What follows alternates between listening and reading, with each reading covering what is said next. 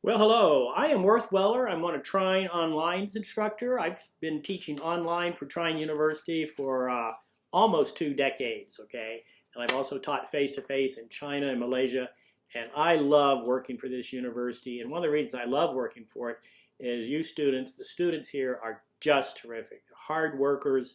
Trine's one of those schools I think that's very practical. I mean, I teach most liberal arts courses, but there's so much practicality to the majors, the comm majors, the engineering majors, the different kinds. So I get to meet all kinds of really interesting students that are doing practical things, headed towards careers, some of whom are already in careers. And it's just a great group of students all around, very highly engaged. And I know this is a really strange time that we're living in, very unusual. There have been other hard times in the course of the nation, all right? But it's one of those situations where we're going to get through this. And so one of the things is, what are we doing to get through this? Well, I'm teaching. There's still a lot of work to teaching, and I know a lot of you who are students still have a lot of work to do. And I think it's really important to stay organized. My wife and I get up every morning at the same time. We go through our routines. We drink our coffee, we fix our breakfast, we brush our teeth, comb our hair, take our showers, not necessarily in that order. I put on clean clothes every day. I have to admit, I am wearing sweatpants under my dress shirt here. Okay. But our lives now are, for me, it's based around internet teaching still, which keeps me quite busy. But we also spend a lot of time hiking where we live, a lot of time walking the dogs. We're very fortunate. We live in the mountains of North Carolina. It's one of the beauties of teaching online, right? And so we still have a lot of activities. Our life's not changed that much, but we wash our hands so much that I'm having to use hand cream, which I don't like because it gets all over my iPhone, that kind of thing. And we're not shopping. Once every 2 weeks, my wife goes to the grocery store. It goes early in the morning. We've been very fortunate. Our store is well supplied. We've been able to make our own hand sanitizer. I was able to buy alcohol online, that kind of thing. And it's an interesting time. We stay away from our friends, which is unfortunate. Our kids can't come see us.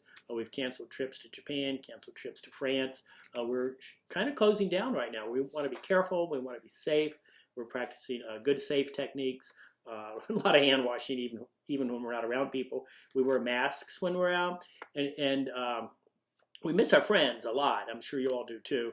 One of the things we do is we do order in from a restaurant once on Saturdays, and we kind of live in a mountain community, and we're all spread apart. But I let everybody know that we're going to order from this one restaurant, and the waitress there brings it all out to a parking lot that's near us, and people gather but not close. We practice social distancing, and we pick up our food, and we say hi and kind of wave to each other, visit a little tiny bit, and then we go our own separate ways. So this is a hard time, and the goal is to stay safe, right? We want to stay part of this trying community. We want to keep moving forward. We don't want to have this be a huge hiccup in our lives. We want it to be just kind of a wake-up call about good health care.